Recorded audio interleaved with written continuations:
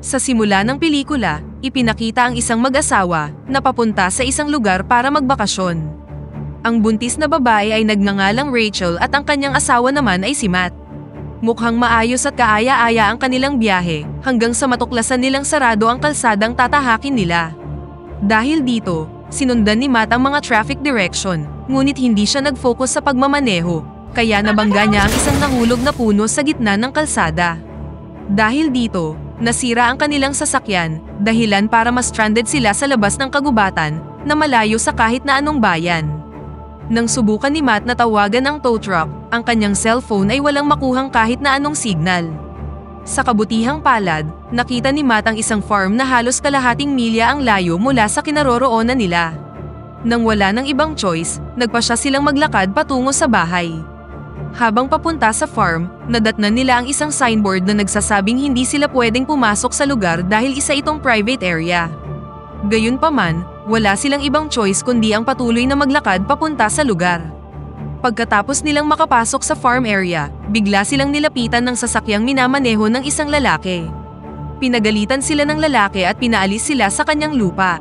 Kahit ipinaliwanag na ni Matt ang nangyari sa kanila ni Rachel, tumanggi pa rin ang lalaki at sinabihan silang umalis sa kanyang lupa.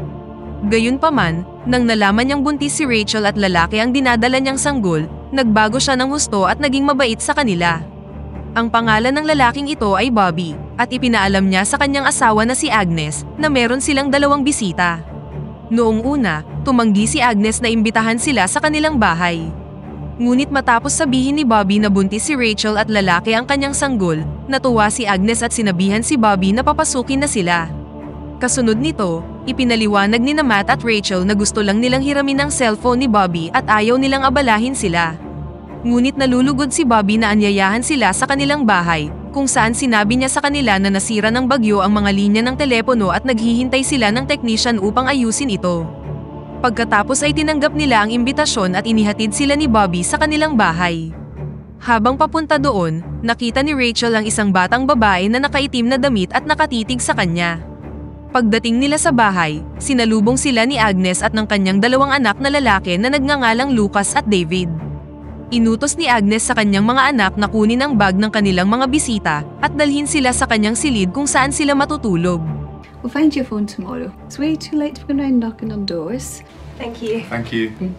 Tuwang-tuwa sila at hindi makapaniwalang makakakuha ng ganoong klaseng pagtanggap kahit pa ang intensyon lang nila ay manghiram ng cellphone. Ngunit lingid sa kaalaman nila, naririnig ni Agnes ang kanilang pag-uusap mula sa labas ng silid.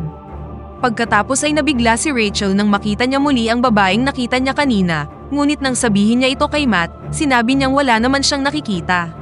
Pagkatapos nito, inanyayahan sina Matt at Rachel na maghapunan kasama si Agnes at ang kanyang pamilya. Habang naghahapunan sila, nakita ni Rachel ang larawan ni Agnes at Bobby kasama ang batang babae na nakita niya kanina at tinanong kung sino ang babae. Sumagot si Agnes na ang babae ay ang kanyang bunsong anak na nagngangalang Faith, ngunit umalis siya sa araw na yon. Lumalabas na inampon ni Agnes si Faith pati na sina Lucas at David dahil hindi sila biniyayaan ng mga anak. Ayon kay Agnes, may mas magandang plano ang Diyos para sa kanya at sa kanyang pamilya. Sa panahong yun, nagulat sila nang makitang biglang nagalit si Bobby sa kanyang mga anak. What have I told you about that kind of talk?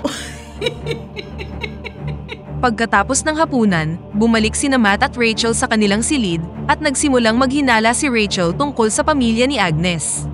Ito ay dahil sa hindi niya makitang kasama nila si Faith at pati na rin ang kakaibang pag-uugali ng pamilya.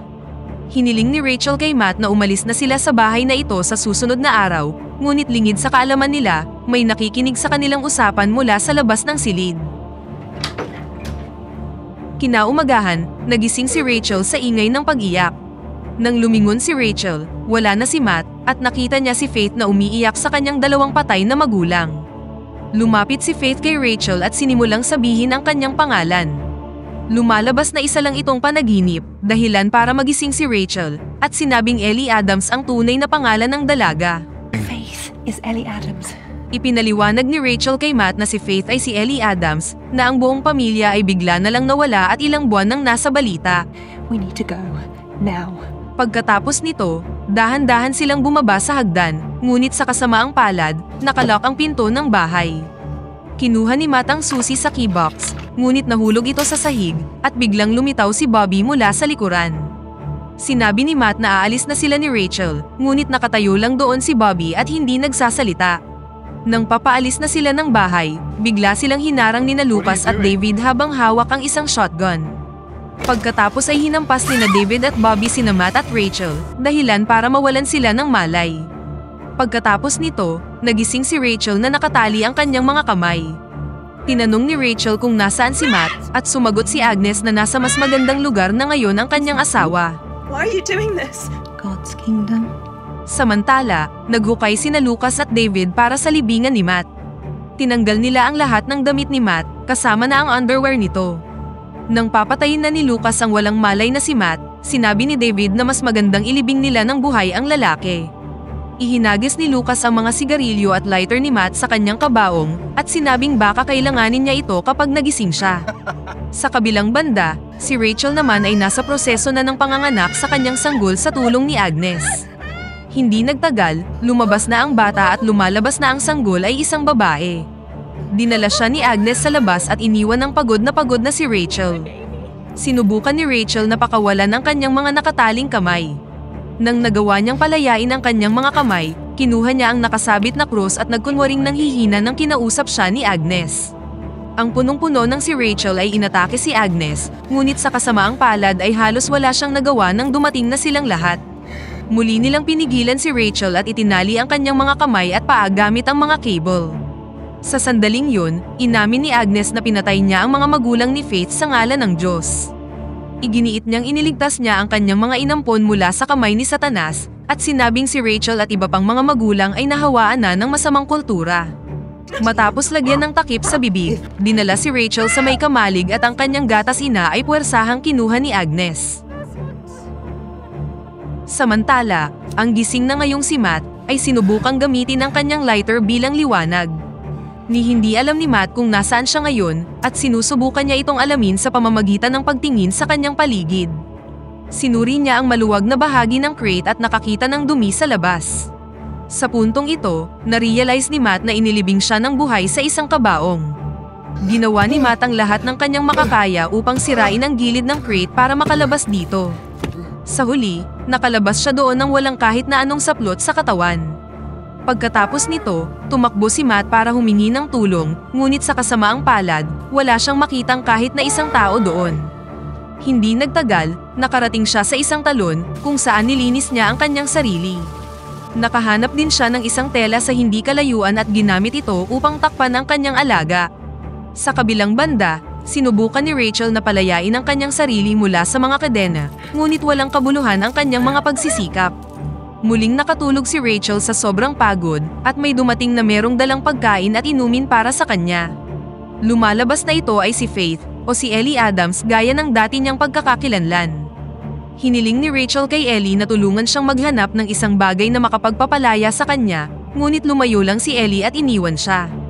Lumipat ang eksena kay Matt na sinisikap na hanapin ang highway at sa wakas ay nakasalubong niya ang dalawang lalaki na nagka-camping.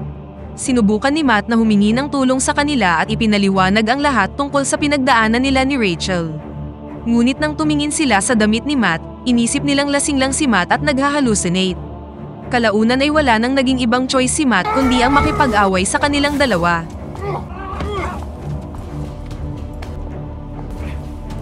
Pagkatapos nito, kinuha ni Matt ang kanilang mga damit at nag-alok ng win-win solution.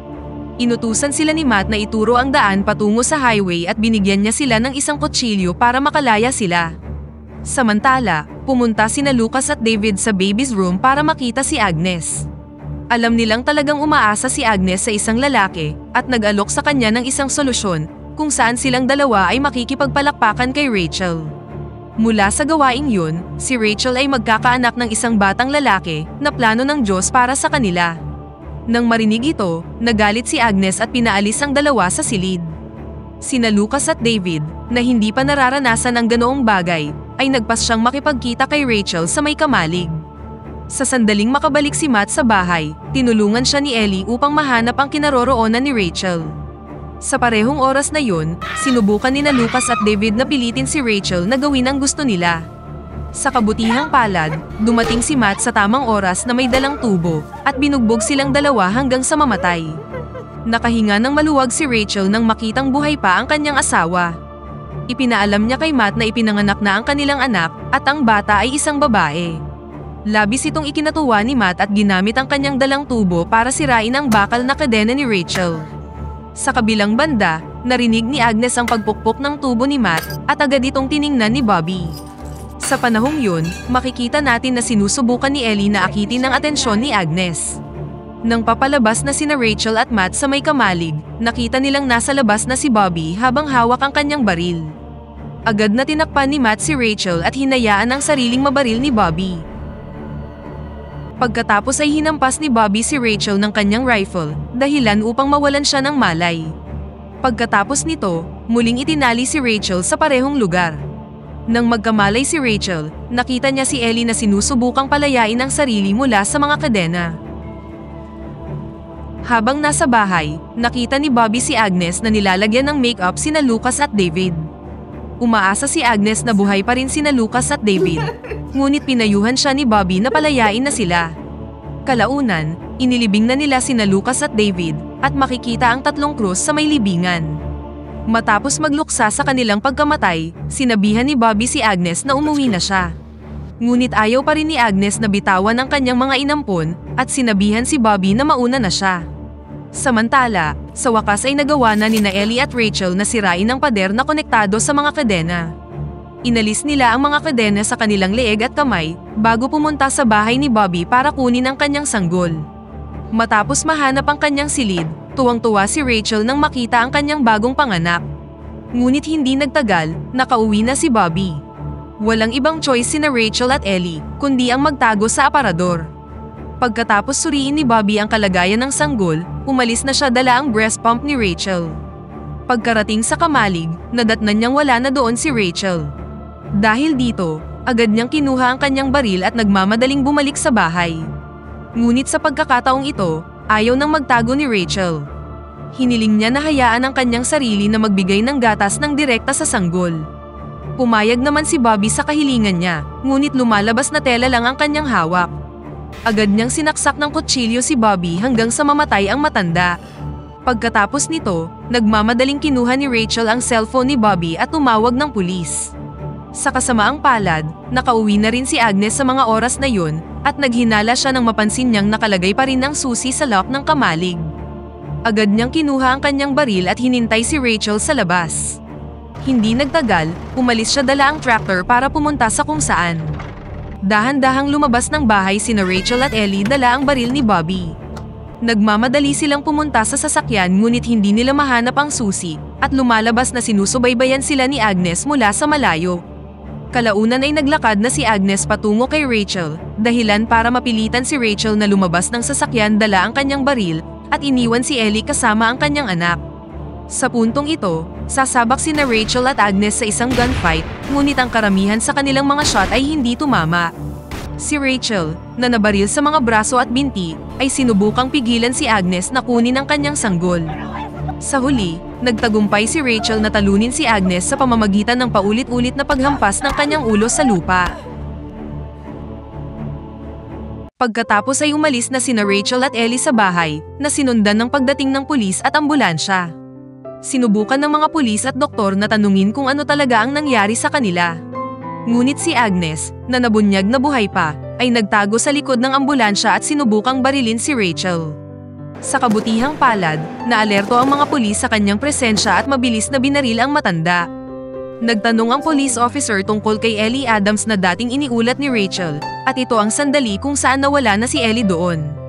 Narealize ni Rachel na ang babaeng nakita niya sa bahay kanina ay hindi ang totoong Ellie Adam. Lumalabas na ang mga pagsisikap niyang makatakas sa bahay ay sinamahan lamang ng espiritu ng patay na si Ellie. Higit pa rito, ang isa sa tatlong krus sa may libingan ay para kay Ellie Adams, na tinawag ng matandang mag-asawa sa pangalang Faith Fairbairn.